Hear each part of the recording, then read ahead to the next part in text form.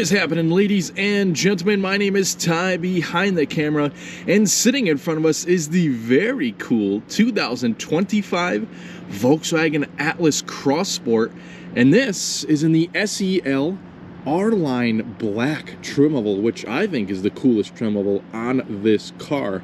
And for 2025, we have some pretty cool updates to the SEL R-Line trim. For 2025, we have all of it blacked out, so it's officially called the SEL R-Line Black. So we have new black wheels, we have different black accents in the front and on the rear, so a really nice tidy up for 2025 for this trim level. Now, throughout this video, we're going to be taking a look at all the features this Atlas Cross Sport has to offer. Starting on the exterior, we'll then make our way onto the hood to see what powers it. We'll check out the cargo space, which is a very strong suit of this Atlas Cross Sport, and then we'll check out the rear seats and the front seats as well to check out all of the technology this car has. And in case you're wondering what the Atlas Cross Sport drives like, I am too, so we're going to film a completely separate point of view driving video on this very car in a completely separate video. So make sure you stay tuned for that. But let's talk about what's right up front here. And these headlights really stand out to me because we have these two giant projector LED bulbs for your high and low beams. And we also have daytime running lights and LED turn signals all the way around too, with cornering lights. So very nice headlights on this vehicle to start off the front. Now, we even have this full-on all the way across the front light bar. This car has very, very cool lighting, and it's a really nice brush up from the previous kind of updated Atlas. This is actually the third update of this Atlas in the years it's been out. Now, this one being the R-Line, we of course have the R emblem and the illuminated Volkswagen emblem too. More black trim on the front here. It's a good combination of kind of a little bit of chrome up top and some more glossy black at the bottom. We do have parking sensors across the front bumper too. We have a nice upright hood that kind of tapers down just a little bit towards the grille. It's got some pretty cool creases in it. And what do we think of this all-new color for 2025? Mountain Lake Blue Metallic. I really like this color. It's kind of like a deep blue with just a little bit of metallic in it. Looks really sharp if you ask me. And SEL R-Line Black specific wheels are these 20-inch wheels, of course finished in glossy black. 255/50 tires all the way around. We have some more glossy black on the sides in 4 different elements. So we have the roof rails in glossy black, the mirrors, the Cross Sport trim badge, as well as some trim going down the side of the bottom of the doors there. Now, if we spin around so that we could see the mirrors a little bit better, they do have blind spot warning and turn signal indicators in them. And we also have smart key entry on all 4 of the door handles. So you can see this little pad right here. You just touch that little pad there to lock the vehicle and just put your hand behind the handle to unlock. So pretty simple setup there. And a quick glance at the window sticker reveals a $51,925 sticker price on this particular vehicle, with just a few little add-ons such as crossbars, auto-dimming rearview mirror, and the factory installed tow hitch on this vehicle. Up top, you can see a nice spoiler up here, pretty large with some extensions, your glossy black shark fin antenna, and the panoramic roof. Taking a look back here to match the front, we also have a full light bar back here. Very, very nice looking. Of course, all LED lights for your tail lights, turn signals, and your brake lights as well. Now, one more very cool thing is that, take a look at this, the Volkswagen emblem back here is also illuminated, but to match the rest of the taillights, it lights up red, so that's very, very neat. And right below it, we have the Atlas emblem. We also have the trunk release and reversing camera. Down below, quite a bit more glossy black with this kind of diffuser style. We do have fake exhaust tips though, but the real exhausts are tucked up right underneath. We have parking sensors back here, and of course the factory tow hitch receiver, which the Atlas Cross Sport can actually tow 5,000 pounds which is a pretty good amount. And before we go any further, I'd like to give a huge thanks to my very good friends at Valenti Volkswagen in Watertown, Connecticut for making this video possible. If you're in the Connecticut area, check them out and tell them I sent you. But what do you think of the styling on the exterior of the Crossport? I have always liked the way this Atlas Crossport looks. It's got quite the name, quite the lengthy name, but definitely a good looking vehicle. Let me know your opinion in the comments. So let's take a look at what powers the Atlas Crossport for 2025. Now, for a little tidbit of knowledge, for the 2024 model year, the Atlas and Atlas Crossport got a pretty significant refresh. And basically what that did for the powertrain is replace the old 2-liter turbocharged 4-cylinder and the V6 with a new, updated, more powerful 2-liter turbocharged inline 4-cylinder. And that's what we have here. It's rated at 269 horsepower, 273 pound-feet of torque. It's all hooked up to an 8-speed automatic, and you have your choice between front-wheel drive or all-wheel drive. So that's pretty nice. Definitely this one is the 4Motion all-wheel drive, being up here in the Northeast. And it's a pretty tidy package engine bay here. We have lots of sound deadening inside, and the engine is really sunk in kind of low in the vehicle to give it a nice low center of gravity. And on our test drive, we'll definitely do an acceleration test to see how this engine performs.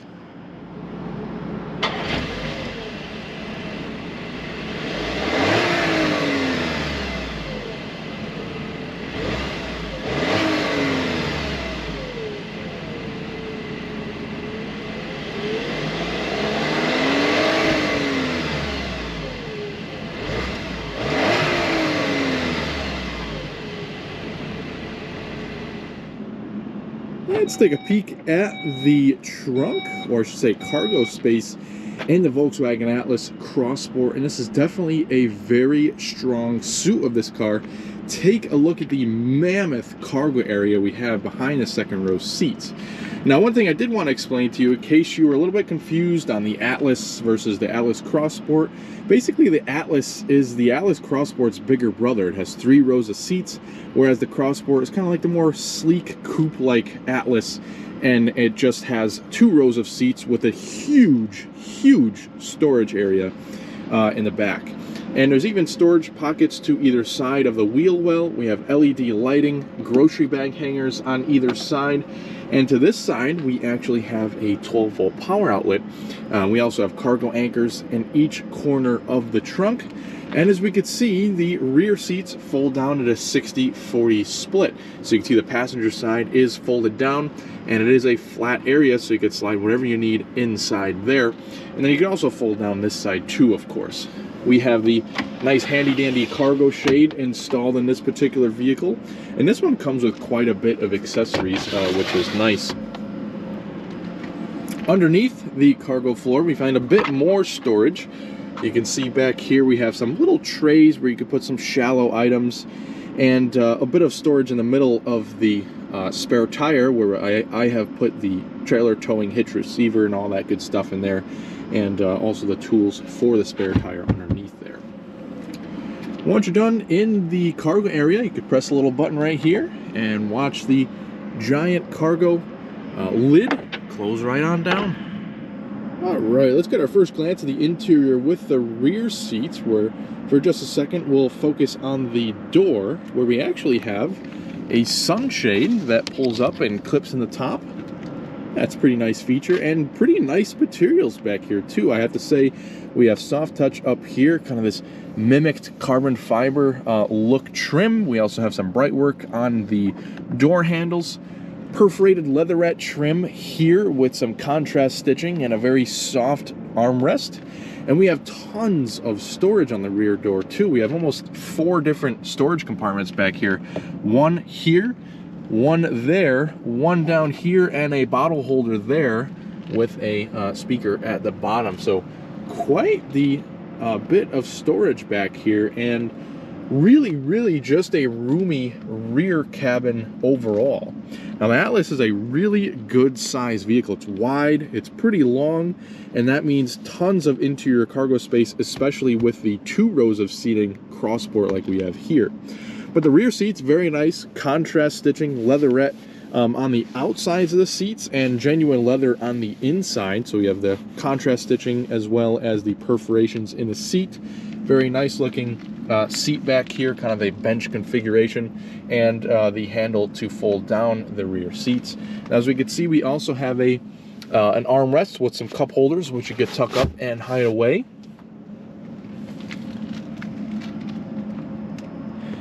And let's take a hop in really quick in the back just so we can see how much space there actually is back here. Now, I'm 5'10", and I adjusted this front seat to a normal driving position for myself, and I have miles of legroom. It is very, very roomy back here.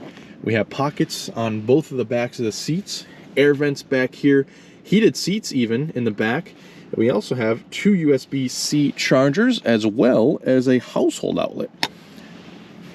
Now, just due to the size of this vehicle and it's up off the ground a little bit, we don't have much of a drivetrain hump, so we could definitely fit 3 people across here with really no issue at all. It is a big enough SUV to do that. And we have a full black headliner, nice big panoramic roof, grab handles, and LED illumination back here. So very nice, roomy, and place to be back here with lots of features to play around with. What do you say we check out the front next?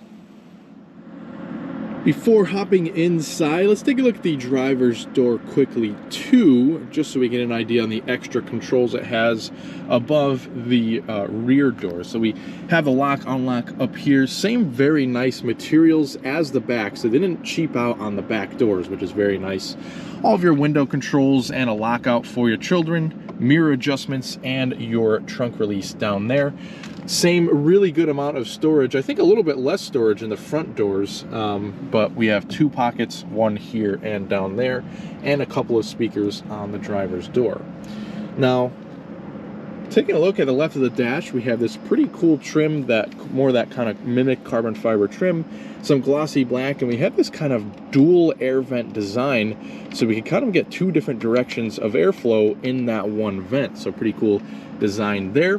We have all of our lighting controls, so our fog lights, regular headlights, and as well as our defrosters front and rear, so pretty unique location for that, a little bit unorthodox. But we also have the release for the tilt and telescoping steering wheel right there, release for your hood, and these nice kind of aluminum accented pedals, since this is the R-Line model.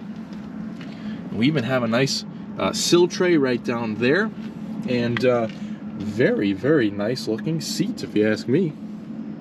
Again, we had that same sort of combination of leatherette on the sides and the headrest, and then real leather in the center with some stitching and perforations as well. We can see fully powered with 2-way lumbar, and we also have 3-person memory on the driver's seat, and the passenger seat is also powered adjusting. What do you say we hop in and check out all the tech? So now that we're seated inside the Atlas Cross Sport, as you can see, the update that 2024 bring did this car very nice justice. So we have a very good looking driver's information center, a large touchscreen, and just a very cool overall dashboard layout. And we're going to go over all the features in just a second, but first let's take a look at this key because it's pretty nice looking. We have the lock, trunk release, unlock, remote start, panic alarm, and it's just a really nice modern looking key, if you ask me. And there's also a physical key on the inside in case you need that. But we do have the engine start stop button right here, and that will fire the Atlas to life. Now let's take a look at what's right in front of us first, and that is our steering wheel. So nice smooth leather on the steering wheel with some stitching on the inside. And Volkswagen does have a version of this steering wheel that it has all these glossy black buttons, and this one does not have all those glossy black buttons, which is a huge plus. This kind of has these regular flat black buttons which don't have a bunch of fingerprints on them, and it looks pretty good. So as far as the buttons and functionalities go, we have our adaptive cruise control settings right here. We have our audio volume, also our audio skipping between different tracks or different songs. We have our voice commands and a bunch of buttons for the digital gauges and our heated steering wheel button. Now behind the steering wheel, we do have paddle shifters, which is pretty cool. So you can shift gears with that 8-speed automatic. And behind, we also have some stalks for your turn signals, automatic high beams, and some safety assist, mainly the lane keeping assist, which you could turn on and off. And you also have your front and rear wipers. Now, I could get very, very involved in this screen here, and it'll take probably a solid 5 minutes to explain everything. But I'm going to go over this just short and sweet. So it's probably one of the best gauge clusters in the industry, if I'm being honest right now. It's really good looking. You have a bunch of different views to go through. So if you press the view button, you can get a full screen map. You can get a driver's assistance view, you can get kind of a simplified view, and then back to a traditional setup. But what you can also do is you could press these little page buttons, so that'll adjust what you see in each kind of cluster of the gauges. And you can also adjust what you see in the center, which is very cool. And then you can also adjust what you see in the right side gauges. So that's a very, very nice gauge setup with this car. But other things to note too in this gauge cluster are the distance till empty and fuel gauge down here. You also have a kind of indicator for your heated steering wheel. And then we also have temperature, time up top. And it's just a really, really nicely done digital gauge cluster.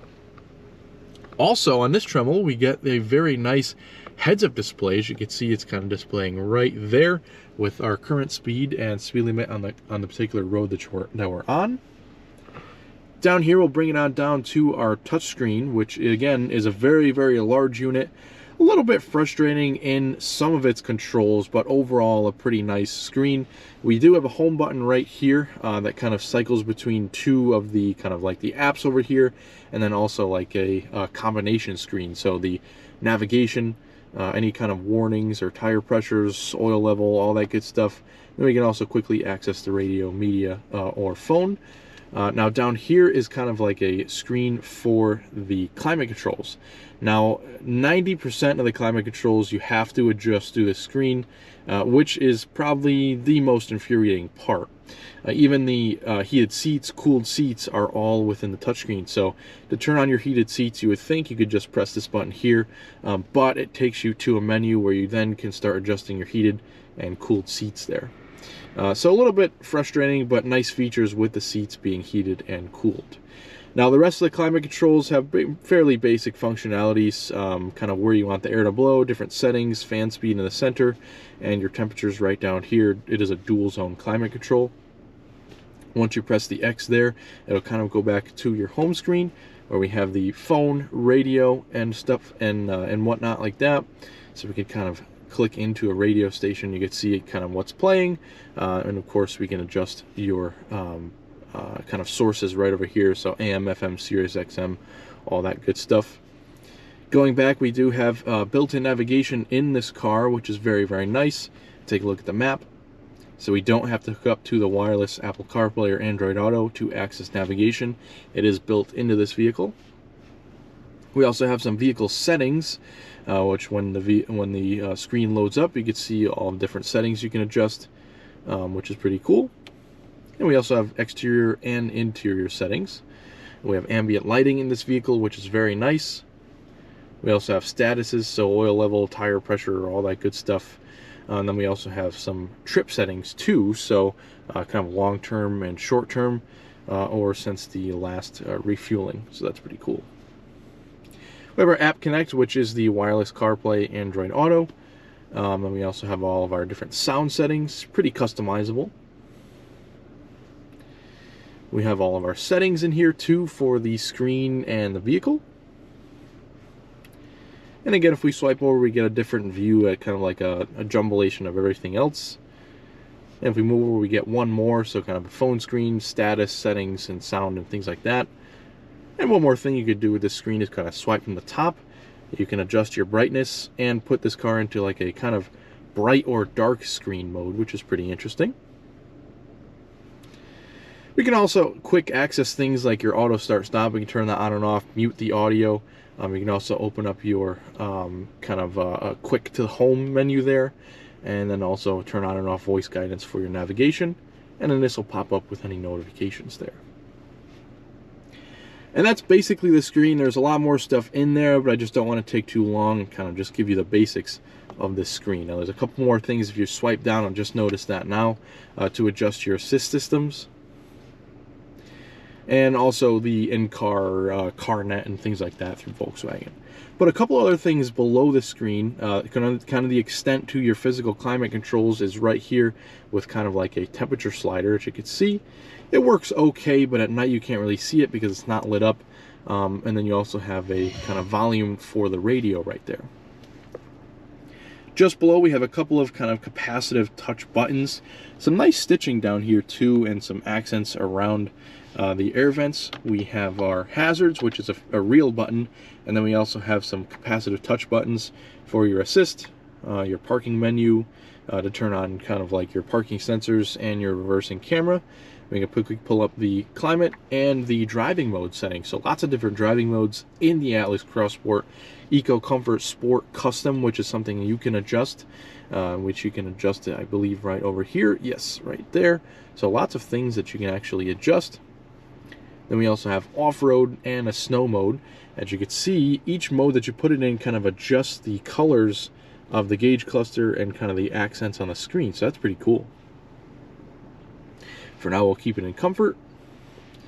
Down here, we kind of have our phone area where we have the wireless charging pad for your phone and 2 USB-C connections. And we can also just hide that away if you don't want it out in there. Down here, we have a couple of controls as well as some pretty large cup holders. Now, right down here, I really actually like this kind of solution for the kind of quick access buttons, I call it. So if you have to get in this car really quick and you're kind of in an emergency, you have all of the kind of controls right here in a line. So you have the push button start, we have the gear selector, and we also have the electronic parking brake.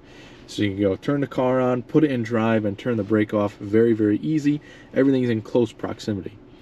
So the way this gear shifter works is it's kind of like a little stubby thing, and you put it down into drive like so. Now once you have it in drive, you do have an option to kind of drive around just in a comfort like transmission setting, or you can bump it down once more to put the transmission into a sport mode, and it will shift automatically for you. It'll kind of just hold the revs, but once you start using the paddle shifters, that'll switch it into a manual mode for you. Then if you go all the way forward, you do have the reverse gear, of course, and that will kind of pop up your reversing camera. And then we also have the P at the top here for park, and again, your electronic parking brake. A little bit of storage right here, and a very big center console in this vehicle with an extra USB-C connection. Nice soft armrest too with some contrast stitching.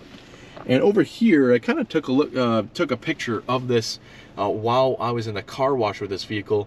You can't see it really at all right now, but this panel here is actually backlit, and it's got a cool design with the Cross Sport lettering in it. Very cool little tidbit there, and you wouldn't even know it if it wasn't nighttime and the vehicle's lights weren't on. So pretty cool passenger area here with some more stitching and a nice huge lockable glove box, all soft plastic on the inside, and that is a pretty large storage area. As I said before, the passenger seat is power adjustable, and we have a full black headliner, large sun visors with mirror light and card clip. And we have a pretty neat solution up here, and all the buttons are kind of capacitive touch except for your SOS button. Now we could kind of do a little swipe like that on the right side swiper, and that will kind of put the panoramic roof back for us. And the other swiper, if you kind of just tap, that will vent the sunroof, and if you slide on the left side, that will open the sunroof completely. And now that the shade is open, it's a huge, huge panoramic roof. Now while we're back here, we'll kind of take a look at the blind spots. Nice big windows on the side here, a little bit of a quarter window too there, and there is a little bit of a blind spot right here, kind of where the headrest is, but not too bad visibility out the back. And one thing I will say is the kind of back window is a little bit skinny just to kind of get that cool coupe appearance. And the front one is kind of skinny too. So when I first got in one of these, I was like, geez, it's almost like driving a Hummer where you have this kind of upright and you know, short windshield. So it's a pretty cool driving experience in this car. Nonetheless, a couple of other controls up here, capacitive touch for your lighting, and we also have some informational buttons up there too. And one thing up here too I wanted to mention is we can't forget the rear view mirror. It isn't one of those new kind of like camera mirrors, but it is frameless. It has it is auto dimming, also has the compass and 3 garage door home links on that. So pretty nice looking mirror. So what do we think of all the features and the design of the Atlas Cross Sport now that we've gone through everything? Let me know your thoughts on this car in the comments. I know I certainly do like this car.